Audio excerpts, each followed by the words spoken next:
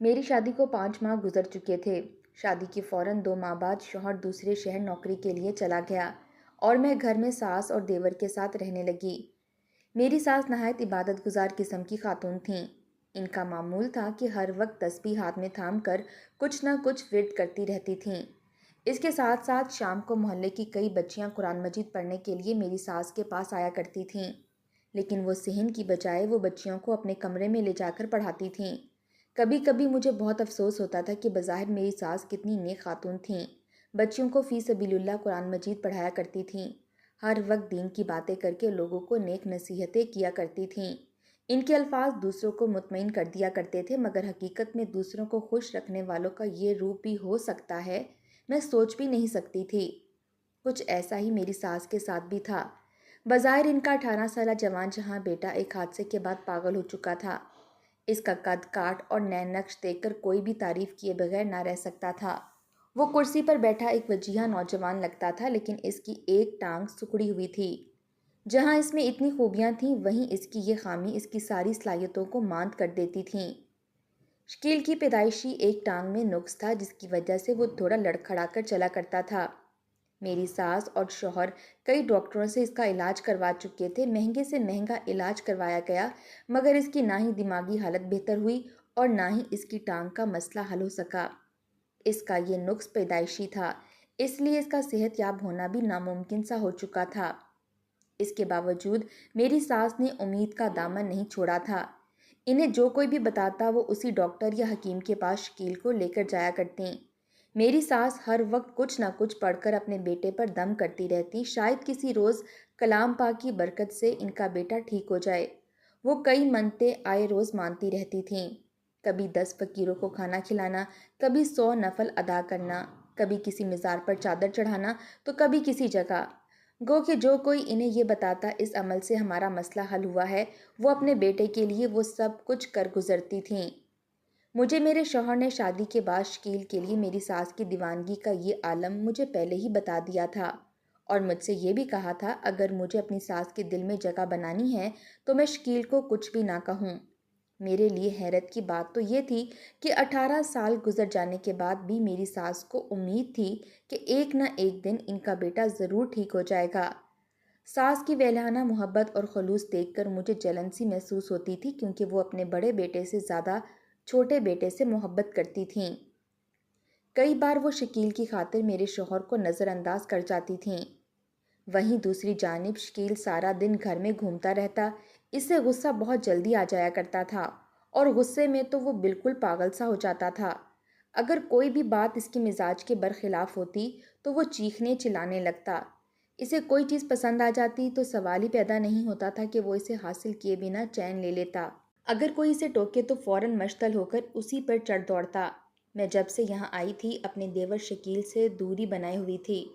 کچھ اس کی حرکتیں بھی ایسی تھیں کہ مجھے اس سے ڈر سا لگنے لگا تھا۔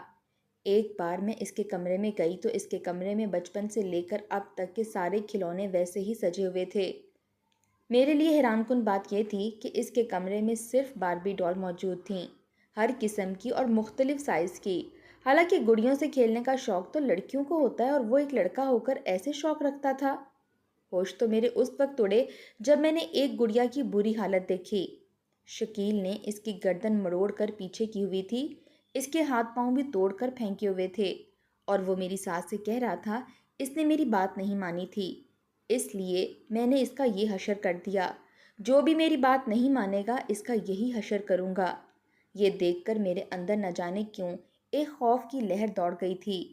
اکثر یہ ہوتا کہ جیسے ہی شام ہوتی تو محلے کی کئی بچیاں سپارہ اٹھائے اندر داخل ہو کر مجھے سلام کرتیں، ساس کے کمرے کی جانب جانے لگتیں۔ یہ روزانہ کا معمول تھا۔ ان بچیوں سے بھی اب مجھے کافی لگاؤ ہو گیا تھا۔ ان سب بچیوں کی عمریں 8 سے 10-12 سال کے بیچ تھیں۔ وہ ساس کے کمرے میں جا کر بلند آواز میں قرآن مجید کی تلاوت کیا کرتیں۔ وہ جب بھی قرآن مجید کی تلاوت کرتیں تو شکیل اپنی بے مقصد کی سرگرمیاں چھوڑ کر ایک پل میں آگ بگولا ہو جایا کرتا۔ اس کا چہرہ سرخ ہو جاتا اور وہ انہیں چپ رہنے کا کہتا۔ آج بھی ایسا ہی ہوا تھا۔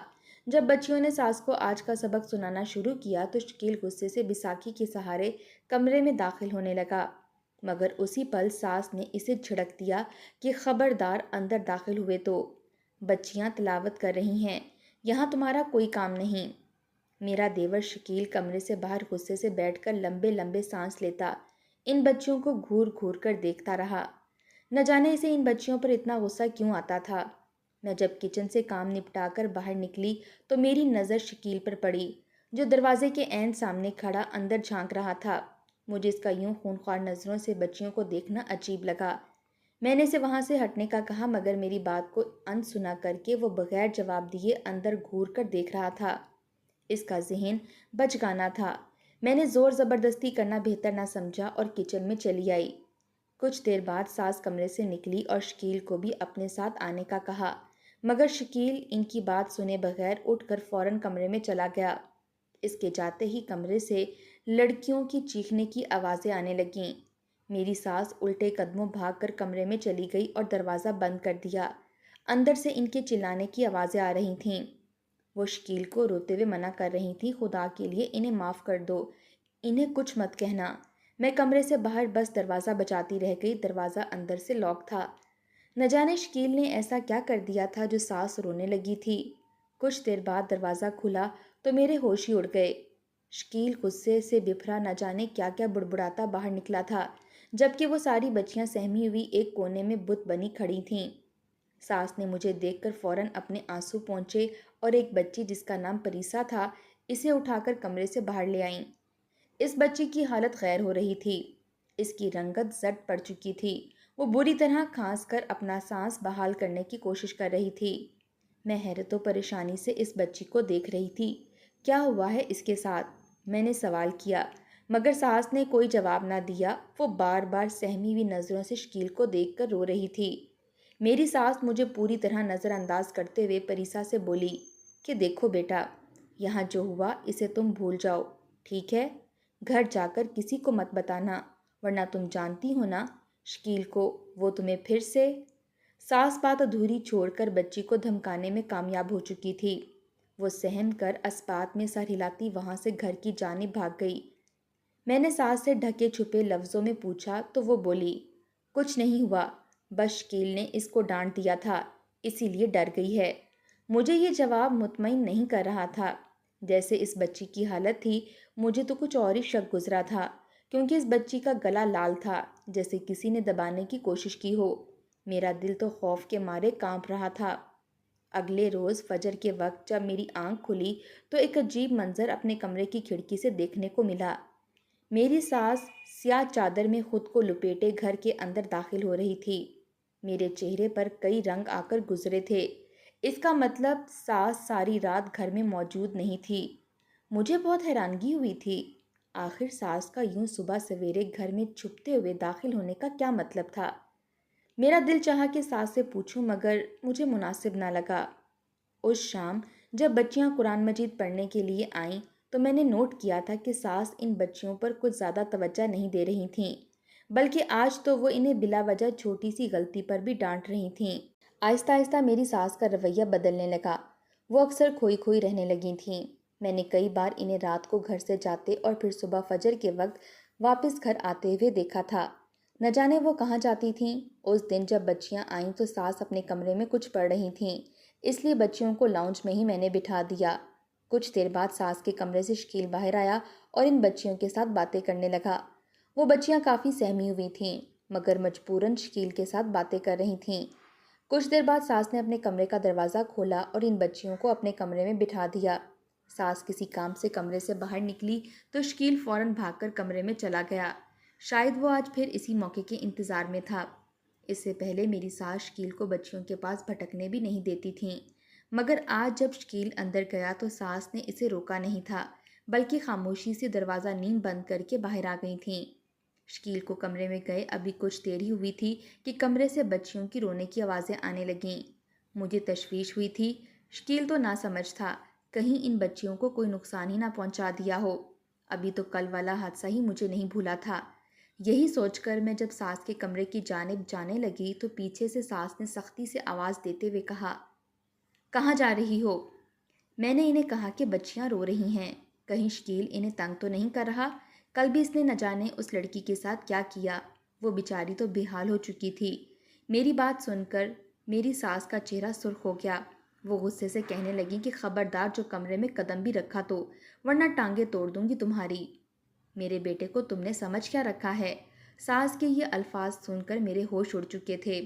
ساس کا یہ لہجہ میرے لیے بالکل نیا تھا۔ آج سے پہلے انہوں نے مجھ سے کبھی اس لہجے میں بات نہیں کی تھی۔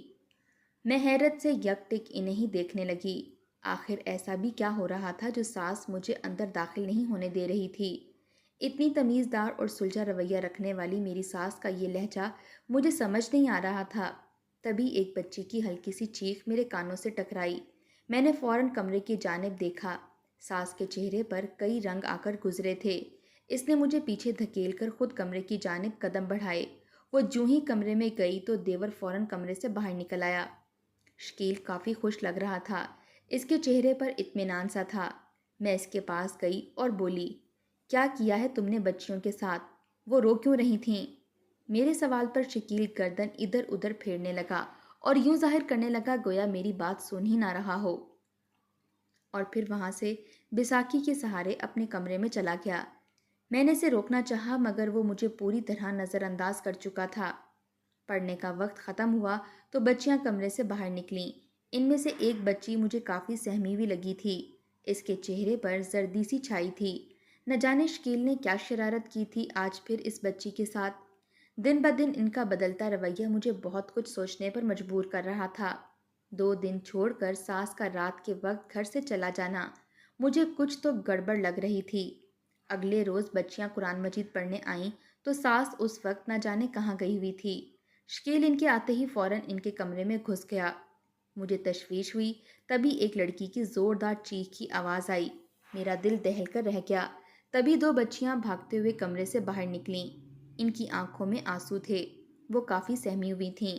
میں نے ان کے قریب جانے کے لیے قدم بڑھائے ہی تھے کہ پیچھے سے ساس کی آواز آئی، خبردار جو تم ان کے قریب بھی گئی تو، اور تم لوگ یہاں پڑھنے آتی ہو یا پورے گھر میں کھیلنے کودنے آتی ہو؟ ذرا سے ہاتھ لگنے نہیں کہ ٹسفے بہنے لگ جاتے ہیں تم لوگوں کے۔ اب دفع ہو جاؤ، اور خبردار جو دوبارہ باہر ایک بھی قدم رکھا۔ ساس کی بات سن کر وہ بچیاں یک ٹک مجھے دیکھنے لگیں۔ وہ بیچاری بھی بے بس تھیں۔ ان کے والدین کو میری ساس پر اپنے بچوں سے بھی زیادہ بھروسہ تھا۔ وہ معصوم بچیاں دوبارہ کمرے میں چلی گئیں۔ میں نے ساس سے کہا کہ آپ شکیل کی ذہنی کیفیت سے واقف ہیں، پھر کیوں اسے ان بچیوں کے پاس اکیلا چھوڑ دیتی ہیں؟ کہیں وہ ان میں سے کسی کو نقصان نہ پہنچا دے۔ اس کا بار بار ان بچیوں کے پاس جانا بالکل بھی ٹھیک نہیں۔ میری بات سنتے ہی ساس آگ بگولا ہو گئی اور مجھے گالیاں دینے لگی۔ میں حیرت سے اپنی ساس کی گلفشانیاں سن رہی تھی۔ اس وقت ان کی زبان سن کر مجھے وہ کہیں سے بھی نیک عورت نہیں لگ رہی تھیں۔ آخر وہ اور شکیل چاہتے کیا تھے؟ کیسی ماں تھی جو بیٹے کو سمجھانے کی بجائے الٹا مجھے اور ان بچیوں کو ہی ڈانٹ رہی تھیں؟ آج تو نوبت گالیوں تک آ چکی تھی۔ نہ جانے اور کیا کیا سننا باقی تھا۔ میرا دل اپنی ساس کی طرف سے سخت خراب ہوا تھا۔ کچھ دیر بعد شکیل کچن میں پانی پینے آیا تو میری نظر اس کی گردن پر پڑی۔ یوں محسوس ہوتا تھا جیسے یہ ناخنوں کے نشان ہیں۔ اس کی گردن پر کافی گہرا زخم سا تھا، جیسے کسی نے اپنے بچاؤ کے لیے اسے مارا ہو۔ اس سوچ نے تو میرا وجود کانپنے پر مجبور کر دیا تھا۔ شکیل ذہنی طور پر معذور تھا، مگر تھا تو 18 سال کا جوان لڑکا۔ کہیں اس نے ان بچیوں کے ساتھ زبردستی کرنے کی کوشش تو نہیں کی تھی؟ یہ خیال آتے ہی میں بے چین سی ہو گئی تھی۔ میں نے شکیل سے پوچھا کہ تمہاری گردن پر یہ نشان کیسا ہے؟ وہ میری بات سن کر سپاٹ سے تاثرات لیے میری جانب دیکھنے لگا اور پھر بولا کہ پتہ نہیں، یہ تو بچپن سے ہی ہے، جب میں اسکول میں میرے دوست مجھے مارا کرتے تھے۔ اس کا جواب سن کر میں ایک ٹھنڈی سانس خارج کر کے رہ گئی۔ دماغ سے کمزور لڑکا بھلا کہاں یاد رکھتا تھا کہ کب اس کے ساتھ کیا ہوا۔ جب بچیاں پڑھ کر کمرے سے نکلیں تو ان میں سے ایک بچی کی حالت کافی غیر ہو رہی تھی۔ تبھی میری نظر اس کی فراک پر گئی۔ اس کی فراک پر خون لگا ہوا تھا۔ میرے تو ہوش ہی اڑ چکے تھے۔ اس بچی کی یہ حالت دیکھ کر کوئی بھی یہ اندازہ لگا سکتا تھا کہ اس کے ساتھ کچھ نہ کچھ غلط ضرور ہوا ہے۔ ساس اس بچی کو دھیمی آواز میں جھڑک کر کچھ کہہ رہی تھیں اور وہ بچی فوراً اپنا حلیہ نارمل کرنے لگی۔ نیک تعلیم دینے کے بہانے نہ جانے میری ساس کے دماغ میں کیا کھچڑی پک رہی تھی۔ اپنے بیٹے کے ساتھ مل کر وہ ایسا کون سا کھیل کھیل رہی تھیں جو ہم سب سے چھپا ہوا تھا؟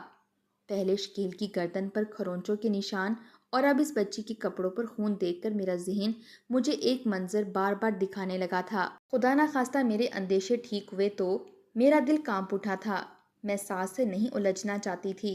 انہوں نے آج میری بلا وجہ تذلیل کی تھی، مگر میں اب یہ سب نظر انداز بھی نہیں کر سکتی تھی۔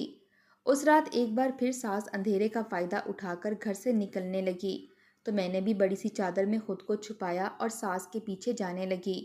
مجھے ڈر بھی تھا کہیں پکڑی نہ جاؤں، نہ جانے وہ کہاں جا رہی تھیں۔ کچھ دیر بعد وہ ایک گھر کے باہر جا کر رکیں۔ اس گھر کو آخر کون نہیں جانتا تھا، وہ تو ایک بنگالی عمل کرنے والی کا گھر تھا۔ میرا دل لرز اٹھا۔ آخر ساس کا یہاں کیا کام تھا؟ کہیں وہ مجھ پر کچھ عمل تو نہیں کروانا چاہتی تھیں؟ میں الٹے پاؤں گھر واپس لوٹ چکی تھی۔ راز پر کھلتے راز میری راتوں کی نیند چھین چکے تھے۔ اگلے روز شام کو صرف 3 بچیاں ہی پڑھنے آئی تھیں۔ ساس نے انہیں اندر بٹھا کر شکیل کو اشارہ کیا جسے میں بخوبی دیکھ چکی تھی۔ ساس کا اشارہ ملتے ہی شکیل فوراً کمرے میں چلا گیا اور دروازہ لاک کر لیا۔ آج تو میرے صبر کی انتہا ہو چکی تھی۔ میں مزید اس کھیل کا حصہ نہیں بن سکتی تھی۔ میں نے فوراً جا کر دروازہ بجانا شروع کر دیا اور غصے سے کہنے لگی کہ اگر دروازہ نہ کھولا تو میں شور مچا کر محلے والوں کو اکٹھا کر لوں گی۔ میرے الفاظ ابھی جاری ہی تھے کہ ساس نے مجھے اپنی گرفت میں لیا اور مجھے لا کر میرے کمرے میں پٹخ دیا۔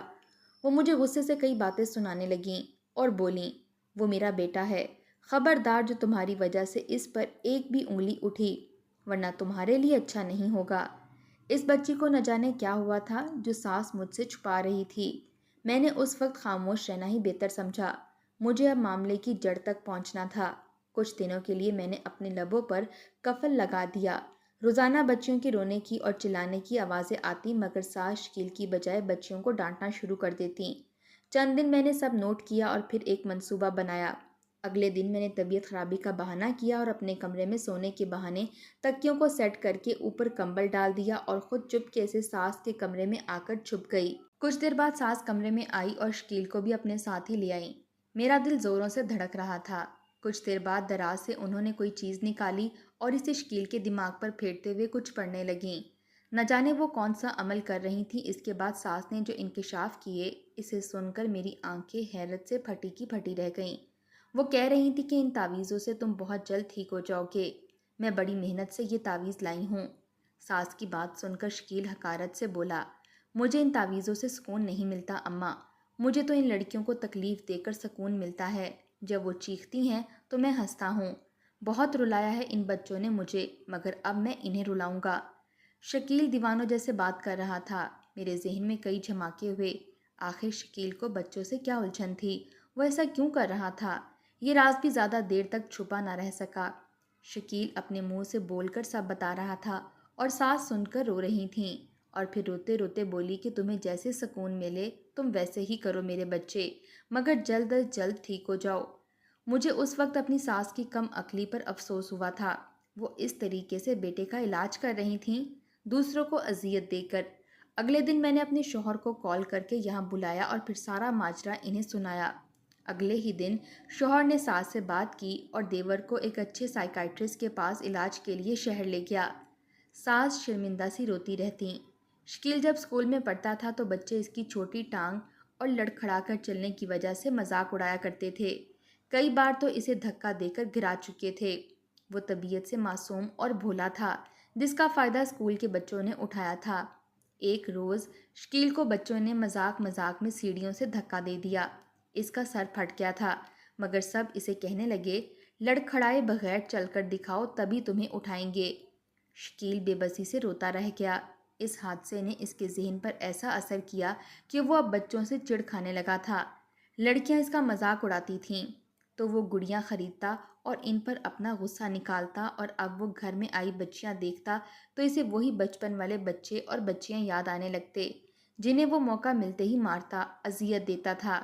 ایک بار تو اس نے چاقو سے بچی کی ٹانگ کاٹنا چاہی تھی، تبھی اس کی فراک پر خون تھا جس پر وہ حواس باختہ ہو چکی تھی۔